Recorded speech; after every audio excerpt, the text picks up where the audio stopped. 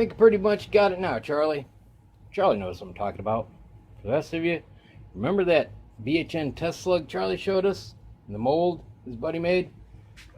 Well, buddy isn't going to produce them. You know, not driven by money. Got to respect that.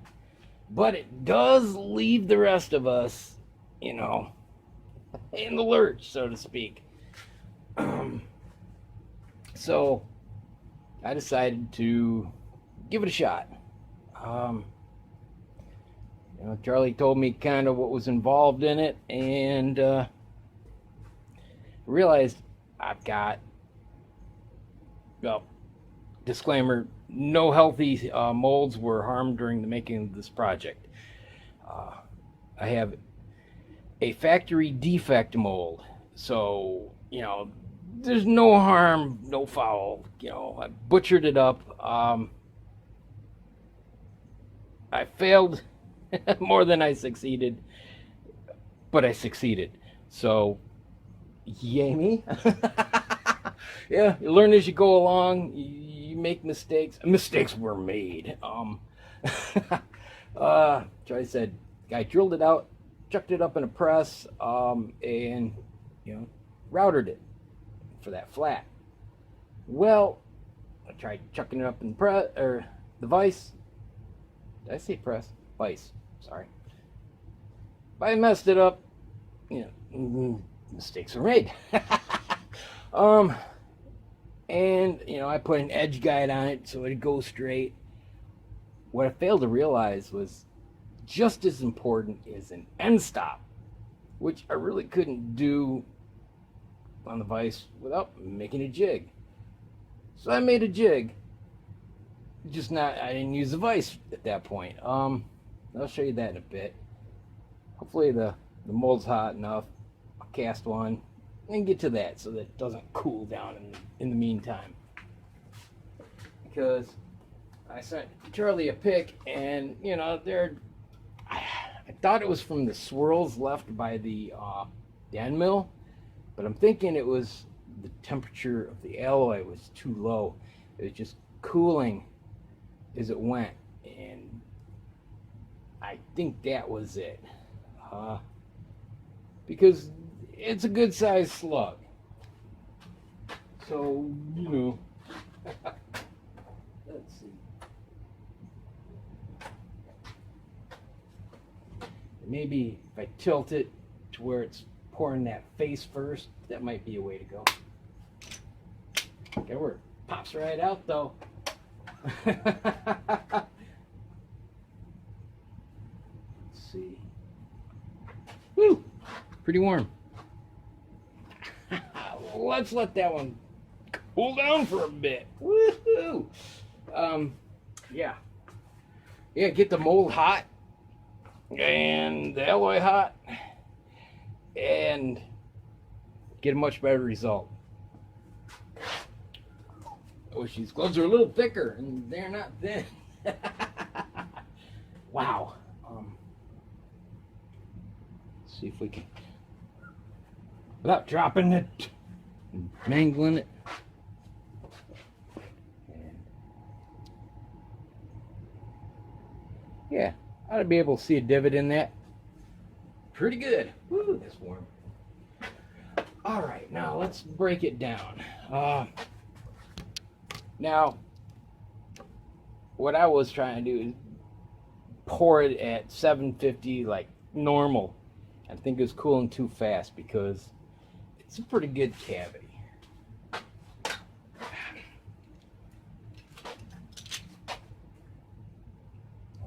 That's a good one. It's a 1/2 inch hole. Now, the bigger the hole, the better, because when you start routing for that flat, a small hole, you have to go deeper before you get rid of the round.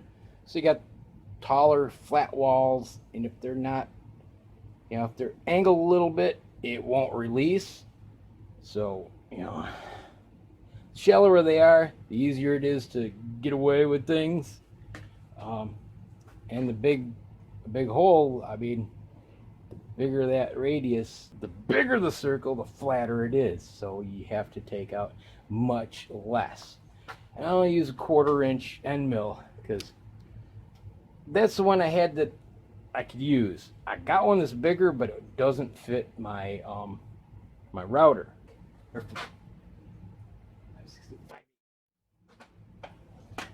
Sorry. Okay. Over here. Found out that brake clean will clean these up. Yeah, a little unrelated, but hey, fun fact. Like I said, I was trying it in the vise, like he said, I clamped down an edge guide, which that worked.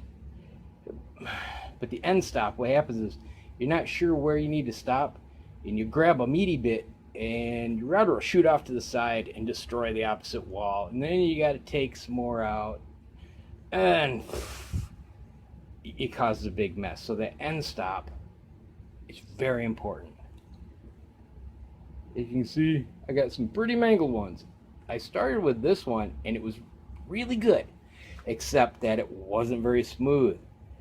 And I was thinking, okay, go over it again, you know, a little slower, the end mill, smooth it out. And that not having an end stop bit me, and it really gouged the side. So, you know, another pass, and it's just so big, it's hard to actually, you know, you open it up, and it doesn't want to drop out very well. The small ones I had high hopes for, but one's a little crooked. The other one, I can save those, I think. And this one, I think I got distracted with a phone call or something and forgot to go back. But I think I can save all those. Now, if you look on that, this one is a good one. I used the end stop. And I stopped it right where the drill bit, you know, starts to cone down. And that saved everything. So what I did on the last one, like I said, I made up a little jig. Now you probably noticed that the cut is in the alignment pin pocket side, you know, so there's nothing to grab on. So what I did was I screwed it down. Now this screw,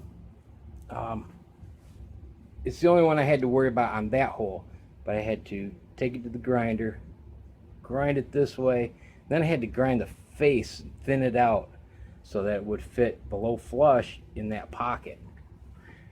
The other one I didn't have to do that because the router was, you know, the other edge of the router was way over here. Whoop, sorry. So I didn't have to worry about that. Edge guide, end stop. That, yeah, that made all the difference, that end stop. If I would have had that, I wouldn't have messed up any of them. Well, maybe one, but like I said, that first one I actually had good until I hit the end and it whipped my router around. So I might have had 5 good pockets.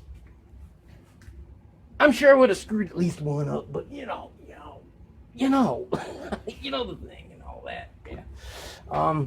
There would have been a far better chance of success. You know, one is all I need. But one thing I did, you know, because it was coming out all swirly, and I didn't realize that it was mostly because of alloy temp, was I remembered I had some 600 grit lapping compound from accurizing AR uppers. So I broke this out and my Dremel. Kind of destroyed this, but it's the bigger one. The little ones just aren't deep enough. I had to go with a bigger polishing wheel.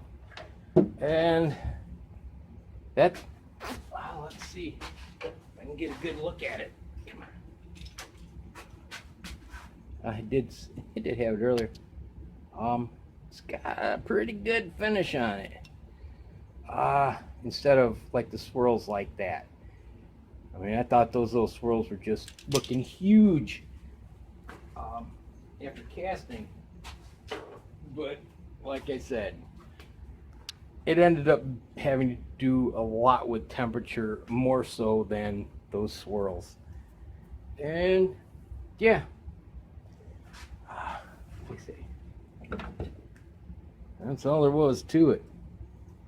It was only about that much movement involved. So you would have to build a jig based on the mold you're going to use. Like I say, 1/2-inch bit was the biggest I had. You could go bigger, big as your mold can handle. But then there is the cool down factor when you're pouring it. Is it going to cool and give you the swirly look? Like this. Didn't dawn on me that was from it cooling down as I was casting. There it is. And that's, woo, it's still warm. That's the one I just cast. It's quite a difference. I'm thinking no filing needed. So yeah. Take some scrap wood, cobble together a jig based on whatever you're going to use.